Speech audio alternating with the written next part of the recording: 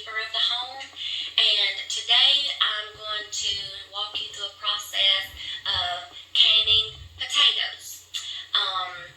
One thing I want to say is there's a lot of different ways you can can potatoes, and normally I do them a different way, but today I'm going to try something new. I've been watching some videos from other helpful homesteaders and learning something that you can do different. And today I'm going to show you how we do dry canning potatoes. It's different for me. I have never done it this way before, but I've done a lot of research and, like I said, watched a bunch of videos. So I'm going to try it that way today. Normally the way that we can our potatoes is I like to can my potatoes with the skins on because I like the extra vitamins and minerals that you get in the skins. And we use russet potatoes.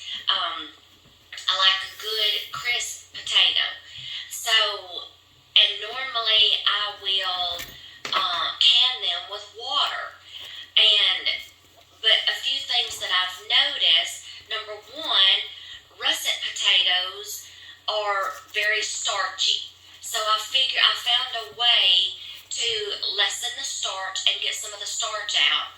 And number two, it's okay to can with water, but a lot of that starch, when you can them in water, if you can with a starchy potato, a lot of that starch comes out in the water, and you will notice like a white film looking in your jars, and then they kind of have a different kind of smell to them too. And also when you can them in water, they're softer than dry canning. So pick and choose your method. We also freeze potatoes. I will take potatoes and I will cut them up in French fry portions, and I will kind of zap them in the microwave for just a few minutes to kind of partially cook them. Then I'll let them cool and I'll vacuum seal them and put them in the freezer and just have French fries on hand just like that. But today I'm going to try this method, and pick which way you want to. I'm not saying one is better than the other, but for us, I think the dry canning is going to solve two of my problems, and that is I will have a crispier potato, especially if you want to open up a jar, rinse them off, and fried potatoes or hash browns. They're still good in soups and stews. So I'm not going to use the water method today. You can. I can just walk you through that right quick because it's probably going to be a while before I can potatoes again. And I might, if I like this method, I will probably use this method from now on. So I may not can with water anymore, but I'll just talk you through that right quick. Take your potatoes. You can either leave the skins on or leave them off. If you leave the skins on, make sure you scrub and wash the outsides of your potatoes really good. Okay? All you do next is cut them up and however you want to cut them up. You can do French fries, you can do wedges, you can do small little cubes for hash browns, or you can do like little 1-inch cubes for bigger fried potatoes. These also works for mashed potatoes. You smash them up, mashed potatoes, potato salad. Okay, then you will like and all the other processing. You know, get your station going. Have everything ready. You can do a room temperature jars, room temperature water, and room temperature in your canner. If you do hot, make sure it's hot water in your canner. Get your canner going. Hot boiling water to pour over your potatoes, and hot jars. Remember, match each one for to make sure all your water matches. That's what I'm trying to say. Okay, so you will cut up, dice up, French fry up your potatoes however you want them. Pack them in your jars. Shake the jars a little to get some more down in there, and then pour your water in there up to the neck, leave a 1-inch headspace, debubble, and then put your lids and rings on. And I believe the processing time for potatoes is 40 minutes. I will have to check on that. I'm just doing this off the top of my head. If I'm wrong, I will put it in the link below, and I will tell you for sure how many minutes and the proper PSI. And then you will run them through your pressure canner according to your PSI, which is your pounds of pressure, and for the minutes that they require. You can also add salt to the jars. The method that I'm going to do today is the same process. You just don't put water in the jars. That's why it's called dry canning. So last night I set in my flour. I have 70 pounds of potatoes put up. So I'm going to half them. I'm going to can half, and I'm going to French fry the other half. And scallop. I like to slice them in little rounds and do scallop potatoes and freeze those. So half and half. But I was so tired last night after canning carrots, I had to just fix me up a station in my living room floor, spread a sheet down, and do my peeling and my dicing and all that last night. And I just popped me in a Hallmark movie, and I went to town. So I think I got done around 10 o'clock, so I was tired. But I'll show you, I peeled all my potatoes last night, cut them up into cubes, and I soaked them in water overnight. Russet potatoes has the most starch in them. So when you soak them in water before you can them, a lot of that starch rises to the top. That's your white foamy looking and your white film.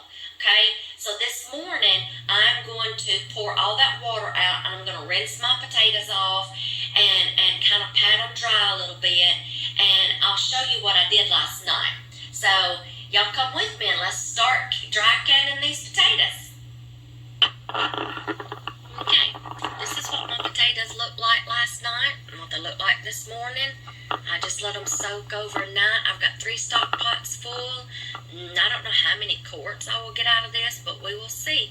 I'm fixing to take them over to the sink, and I'm going to rinse all this starchy water off, rinse them down really good, and get them kind of patted dry just a little bit, and then I'll show you how to start your process. Okay, now I'm rinsing my potatoes off really good, trying to get the extra starch off of them while my jars are heating up in the oven. So we're just going to go through and we're going to this is just 1 colander full. We're going to rinse these off very good and try to get the rest of the starch off of them. And I'll be right back with you when I get my station fixed up. Alright, I'm going to walk y'all through this process. So I have 2 canners I'm going to have going at the same time today. My pressure canner that my husband bought me, and a pressure canner of my grandmother's. So this way I'm going to show y'all how 2 different pressure canners work. I've got the old one from my grandmother that has the noisy bobbler on it. I was fortunate enough to get it from her, so I've used it all these years. And then my pressure canner with the gauge on it. So I've got mason jar. I've got my workstation fixed up. I've got everything I need. I've got my funnel. I've got my heated up jars. I've got my lids over here in my hot water and my little doohickey, my little wand. I've got some water here or vinegar for wiping the rims off. I've got my freshly washed and rinsed and drained potatoes. I want to drain them. I don't want them soaking wet when I put them in the jars, hence, dry canning. So I want them kind of moist, but not, soaking wet. So whatever you do, if you're going to dry can these, work quickly, because the longer that potatoes are exposed to air, they're going to start turning brown on you. And I want these to stay nice and pretty. The potatoes that you're not working with, leave them sitting in some water and just work in small batches until you get them done. Because I've still got 2 stock pots left to go and some remaining in this stock pot in the sink, but I'm keeping them in water so the air doesn't get to them. So let's start this process. So I'm going to take my funnel. My hands are clean. I'm going to start putting the potatoes in my jars. Like I said, these are just cubed up jars, so I can use these in potato salads, or I could even fry these. And you're going to mess the funnel every once in a while.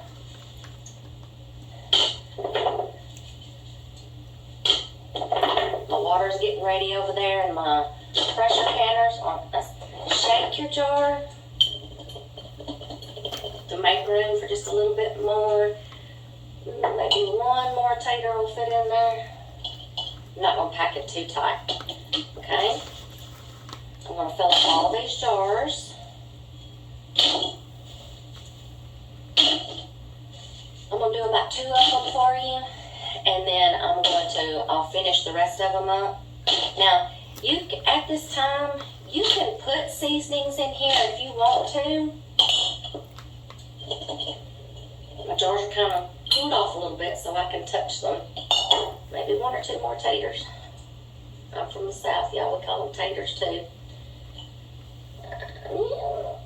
1 more.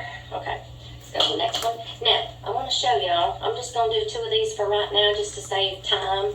And then I'm going to finish the rest of these.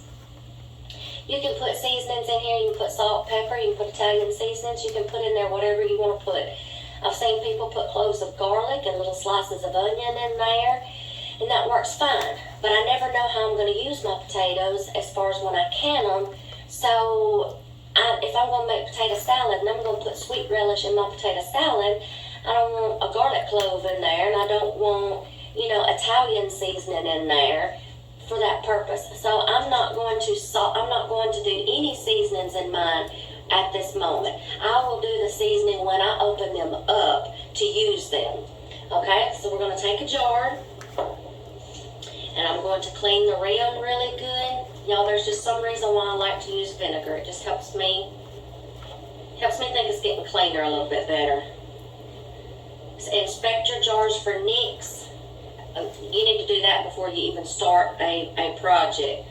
The beginning of your canning season. Inspect all your jars. Inspect all your lids, your rings. Hopefully you're using new lids. But if one lid has not been damaged or something, like if a lid didn't seal and you didn't even have to pry it open with something and it just came right off, there's nothing wrong with it, I don't think. Just check your rubber gasket on the inside. You can inspect and you can see if it needs to be reused or not, resealed, reprocessed. Okay, so now I'm going to take my lid, put it on there, and I'm going to take my ring, finger tight, that's it. Okay, we're going to do 1 more jar. Now my kitchen is a mess, don't pay attention. I'm still tired from last night. I didn't feel like cleaning my kitchen, so don't judge me. I usually keep a tidy ship around here, but sometimes Mama just has to take a break. Okay, I'm going to get my next lid on. But yeah, yesterday when I was canning coleslaw, I come across those 2 stuck together. Watch your lids, make sure 2's not stuck together. I come across a jar that had a nick in it, and I said, no, we got to do this one all over again. So I had to chunk the jar, and it was a nice ball jar too. Okay, I'm going to finish these jars up quickly before these start turning. Now the air's off of them, since I've got them closed up, my ceiling fan's on, because it's going to get hot in here in a little bit. So I'm going to finish these jars up, finish that stock pot up. I'm going to get enough in both of my pressure cookers. They hold 6 to 7 jars, depending on the size of the jar. I've got some round ones, I've got square ones, I've got all kinds of jars. So it depends on how I pack them in there as to how many I can get in there. So let me finish this process, and then I'll show you the next step. I wanted to show y'all right quick while I'm putting these in the jars. If you do the water method, canning them with water, now would be the time to, after you get your jars packed down, to see how many is going to fit in there, maybe 1 or 2 more taters. Okay, now would be the time to put your water in here and fill it up to the neck right there, and then clean your jar off and put your lid and your ring on. And then also with your water, you can choose to put in your seasonings or whatever, and you can still put in there whatever you want to put in there. Okay, got all my jars filled. I've got them in my canner. My canner will hold 7 jars. My grandmother's canner is supposed to hold 7, but it just depends on your jars. I tried to get this 7th one in there, but it just will not go. So 6 is going to go in this one. I'm going to get the lids on, and then I'm going to show you what we're going to look for next. Okay, got the lids on. Next, we're going to start looking for a steady flow of steam to come out of here. And when that starts happening, I'll show you what it looks like. So that's what you look for next. This one is going to be in this one. And then I'll show you in just a minute what we're going to do. Okay, y'all, I want y'all to see this. You see that steady flow of steam coming out right there? See that steam? You want to let that run for 10 minutes. It's called venting. I'm going to give it a few more seconds so it don't stop and start like that, like a geyser. Whoa, like that. I'm going to give it a few more seconds and let it give me a steady stream. And then I'm still waiting on this one to start doing that. It's almost there. One of my eyes is just a little bigger than the other. This is a triple burner.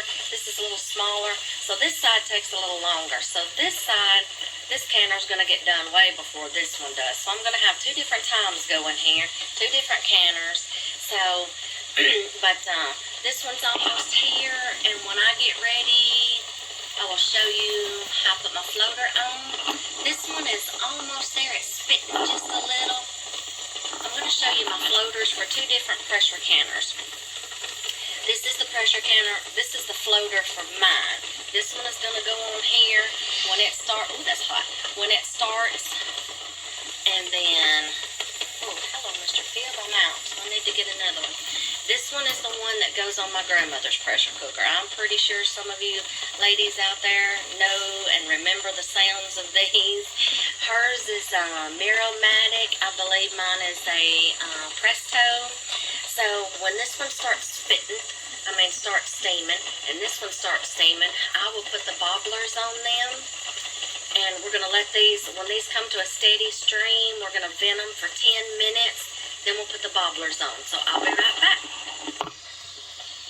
Okay. Yeah, I got both of my floaters on top. Well, I got a floater and I got a bobbler. So, because you'll know in a minute why we call it bobblers. Okay. Now, the difference between these 2 pressure canners, and when I'm running both of them at the same time, I really have to pay attention. And this is where I said in my last video, knowing your pressure canner. Okay. My pressure canner is going to let me know when it gets to the exact pressure that I need it. My pressure canner has a sweet spot. It will not start bobbling or floating or rocking until it gets in between 10 and 15 pounds pressure. My gauge may be off a few, or it's just knowing my altitude, or it just may have a sweet spot. But I swear I think it has a sweet spot, because there's been times that it's done just fine, and there's been times that it won't do anything till it gets in between here. So what I'm going to look for on this pressure canner is when it gets in between here, it will start rocking back and forth, and I'll show you what it looks like. We got to build up pressure. This starts rocking. Once it starts rocking and it stays steady for a few minutes, then you start your timing. You don't start timing your process time until your floater or your bobbler starts rocking. Just because it gets up to here doesn't mean it's really time to start timing it yet. And I think that's why I've had a lot of canning fails before. I haven't really waited on this to do its thing. I've just been reading the gauge. So I had to learn.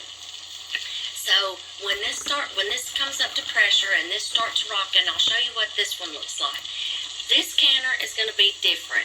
I don't have a gauge. I've put it on the 10 mark, right there, the 10 hole. But now, this one doesn't have a gauge. What you have to look for on these older brands is when it starts rattling and making that noise. When it comes up to 10 pounds of pressure. These are really coming in handy, though, because it lets you know your exact pressure that you're going to have, 5, 10, 15. Okay, and that's good. You don't start your counting. Just because you put that bobbler on and you put it on 10 pounds pressure, the only way that you're going to know that this pressure canner, these old ones, have come up to pressure and it's time to start counting down is when it starts rattling. So I'm going to have two separate processing times. One is just behind the other. So I'll come back and I'll show you what I mean by floating or bobbling and rocking and all such as that. I'll bring you back. Now this is what I'm talking about. See my sweet spot? It's past 10 pounds of pressure. But I'm getting close to 15. So when this happens and it starts going over your pounds of pressure that you need, find your sweet spot on your oven and turn your heat down. Mine, to get it at the right pounds pressure, is turning my eye down on medium. Know your sweet spot on your oven too. So I'm going to turn this down and it's going to go down to where I need it to. See how it's rocking back and forth? That's what you want. Now I can start timing this. Dry canning potatoes is 40 minutes per quart. So I'm going to start timing this at 40 minutes. Alright, do you hear this one? Give it just a second. There you go. That's not too bad. This one's probably going to be about 5 minutes different, so it's not going to be that bad. When this one starts steadily rocking, and it's going to rock for at least a minute or two to make it steady, then I'm going to start timing it. But you see what it's going to start doing? I'm going to do it again. It's not going to do it because I'm watching it. Oh, there it goes. Okay, I'm going to let this get louder and start rocking more and steady for at least a couple of minutes. Then I'm going to start timing it. So these are going to have about 5 minutes different processing time. So when they get done processing, I'm going to put them back over, take them off the stove, put them back over on my canner, let them cool off, and come down and release all the pressure naturally. And then I'll take them out of the canner and let you see what they look like. Okay, y'all, I'm going to go see what this one sounded like. This is a steady bobble or a steady rattle. I'm going to go to see what it was supposed to be doing.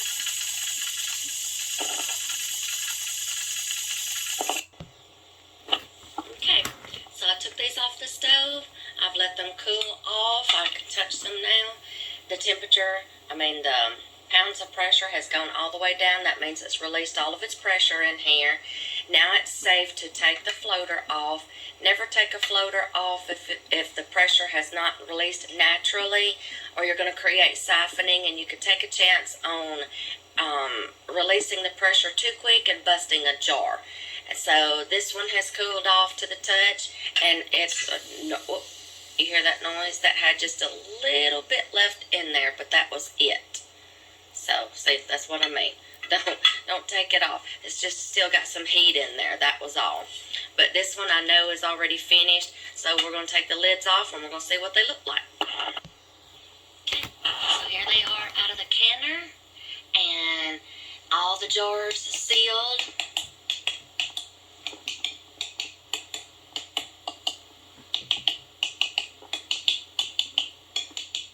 I just love those pings, and I love that sound. It looks like, this is my first time doing this method, it looks like there is just a little bit of water at the bottom. They are going to release some of their natural moisture, and that's okay, but at least it's not that white foamy cloud looking that you get from the starch. So that means that I was able to get a lot of the starch out before they were canned. So they change colors just a little bit. They're not going to be that same vibrant color, because you got to remember you are cooking them when you process them just a little. So that's okay. I'm pleased with the way these turned out. And when I get ready to cook these up or fry them up, I will open them up, drain the liquid out, rinse them off just a little, and pat them dry, slap some seasonings on them, and cook them up however I want to. Well, we did it. We dry canned potatoes. Thank y'all for hanging in there with me today, and I hope that you've enjoyed this video, and if you have, just give me a thumbs up or give me a like, or if you have questions or anything, just put them in the comments below. And the next project will be freezing potatoes. Yeah, I got 35 more pounds of potatoes to go. So y'all, just if you like our channel so far, just give us a thumbs up and subscribe, and we'll just keep on putting up as many videos as we can. Thanks for stopping by today.